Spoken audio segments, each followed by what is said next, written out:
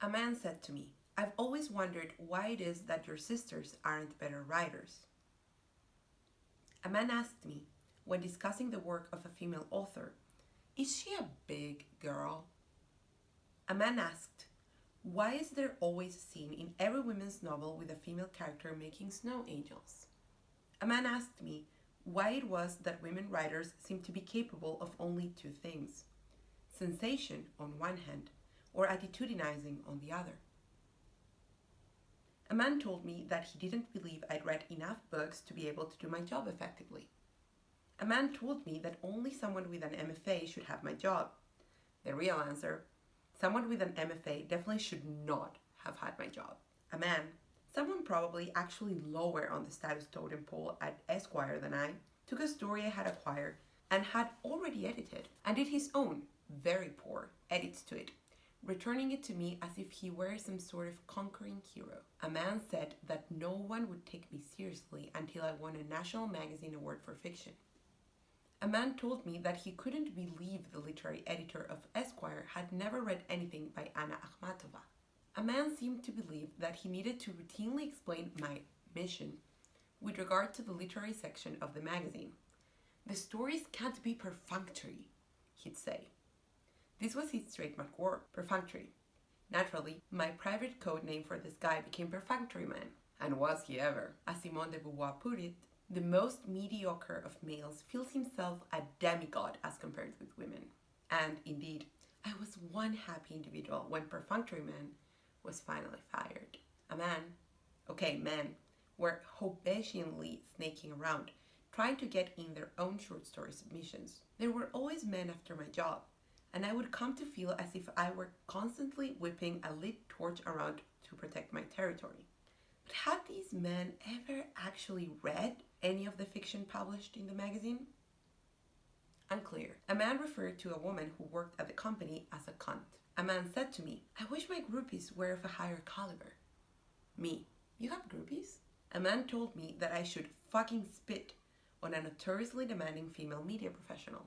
A man brought me a coffee table book of high-end pornographic art to me at a work lunch. A man said, at another work lunch, "You are not so young anymore, you know." The man was my father's age. My age, 28. A man asked, at the end of a professional drinks appointment, if he could kiss me. A man asked me, after he'd moved my hand close to his crotch at another professional drinks appointment, if something he'd done had made me seem so close to crying. A man, one of the most celebrated writers in the country, sexually assaulted me. After a professional drinks appointment, when we were standing together on a sidewalk waiting for a light to change, he put his hands down my pants. After that, I pretty much stopped doing professional drinks appointments with men.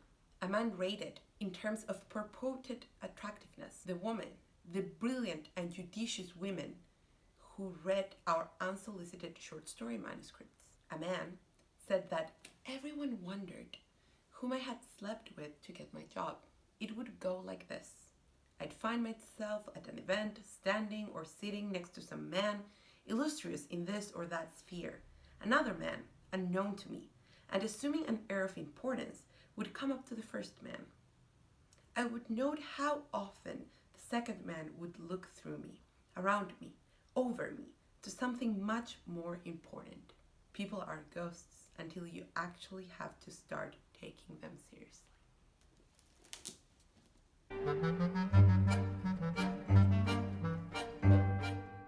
Hello everybody, I'm Roxy, this is Chaotic Bibliophile, and that was an excerpt from In the Land of Men by Adrienne Miller. This is a memoir of Adrienne Miller's experience working as a short fiction editor for Esquire magazine, where she got to work with some of the most celebrated authors of American letters at the time. I had a lot of conflicting thoughts about this memoir. I enjoyed some parts of it a lot, and some others I thought weren't as strong. You can hear all of my thoughts on my April wrap-up part 2.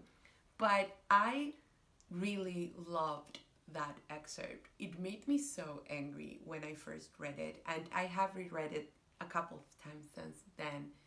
It's infuriating, but also very well written, and I really, really liked it. So I thought I would share it with you. I thought it would be a good way to kickstart this semi-regular series.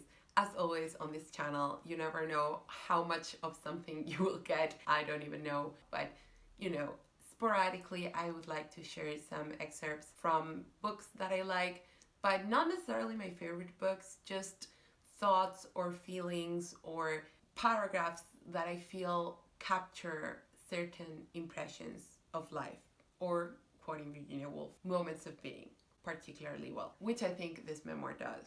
As I said, I don't know how often these videos will pop up. They will be most likely bonus videos unless I am extremely busy, which, you know, it's possible. But I hope you enjoyed it. If you liked it, please give a thumbs up, please subscribe, and comment what you think of this excerpt. I hope you have a very nice day and see you next time.